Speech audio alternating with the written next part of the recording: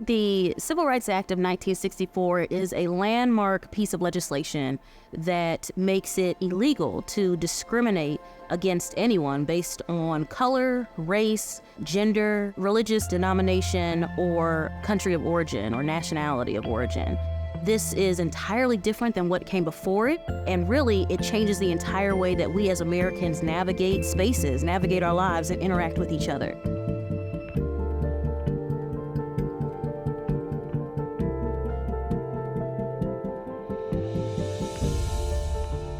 We have a number of documents in the United States that talk about what our philosophy is, what our core beliefs are. We have the Declaration of Independence, the greatest breakup letter of all time. We have the Constitution that guarantees us these certain rights. However, at the time that these documents were written, there was only one group of people that they were really focused on, and that was white male landowners. These rights didn't extend to a lot of people. So while we say all men are created equal, it was literally just men. It didn't include women, and it didn't include the indigenous people, which were the first people living on this land. And it definitely didn't include the enslaved folks in the United States.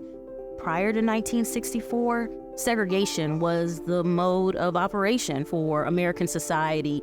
By segregation, we mean the separation of people based on races. The 13th, 14th, and 15th Amendments allow for Africans and African Americans to not only be freed, but to have equal protection under the law. 13th Amendment abolished slavery in the United States, except as a form of punishment. The 14th Amendment gave citizenship to formerly enslaved folks, and the 15th Amendment can't be discriminated against on the right to vote. However, once the Union forces leave the former Confederacy, they leave it to individual states and local municipalities to decide whether or not they are going to allow African Americans to be treated the same. You have the inception of Jim Crow laws, primarily in the South, but across the United States. And then you have Plessy v. Ferguson. Plessy v. Ferguson says separate but equal. That means that you're supposed to have separate but equal facilities for folks in public and private spaces. However, that meant that for a lot of African Americans, those separate spaces were very much not equal. They were very much oftentimes less than. You wouldn't want to put your own family in there. In order to understand how any Negro feels under segregation, you have to realize that from the time of infancy, he has it pounded into him that he's not as good as other people. So much bitterness built up in a person and resentment when you know that you're being segregated against simply because you're black. Although there have been significant changes, we are still deprived in many instances of full rights and opportunities. And in some states, we are still restricted by signs like these. But you really see organizing around equal rights for equal work, especially as many men are coming back from World War II. They're having to fight to give liberty to other people around the world, but don't have it back home, right?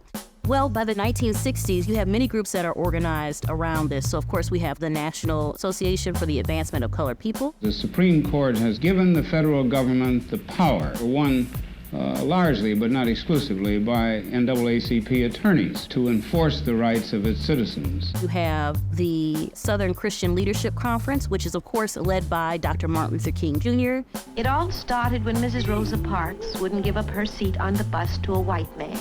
We have CORE, which is the Congress of Racial Equality. As a result of the Freedom Rides, the Interstate Commerce Commission issued a ruling ordering that all the segregation signs must come down in the terminals and that in their place must be posted desegregation signs. And then lastly, you have all kinds of organizations that are at the state and local level, many more than what I can name here.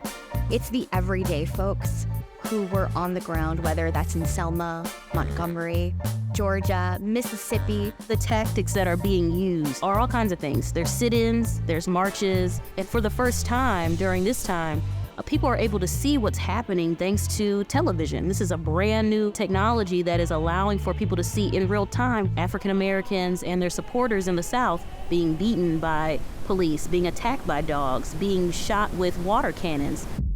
And especially in 1963, with the Birmingham Children's March, people are really seeing the brutality, which is pushing them to want something better, to see something better.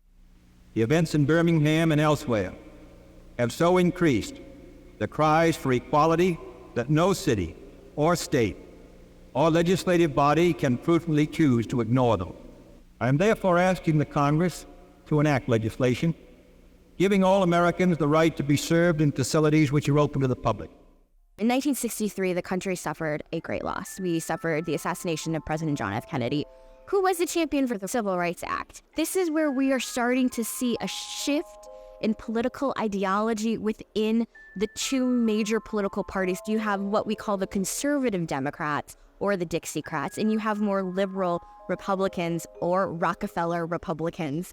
And so you've got to start crossing bridges to try to get people to get this act passed. President Lyndon Baines Johnson, who is a Democrat from the state of Texas, helped use Kennedy's memory to get that Civil Rights Act passed in 1964.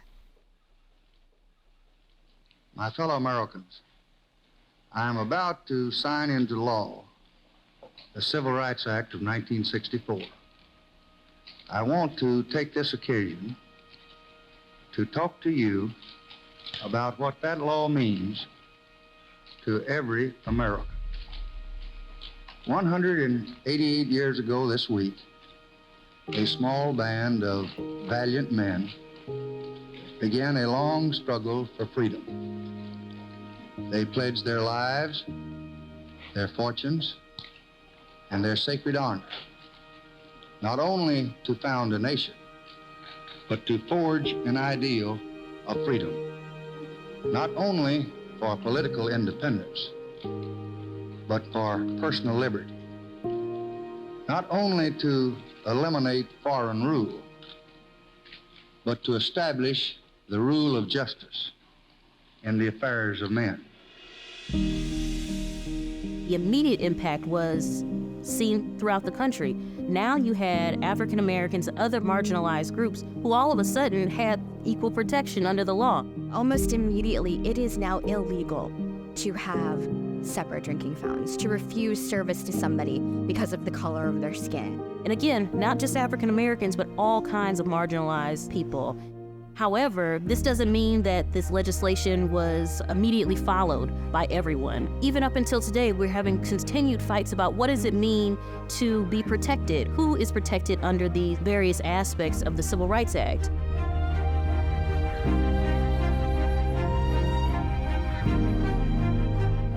"2024 is the 60th anniversary of the 1964 Civil Rights Act, and people should care because it creates our world today. Defending the Civil Rights Act specifically is truly important to maintaining the American way of life.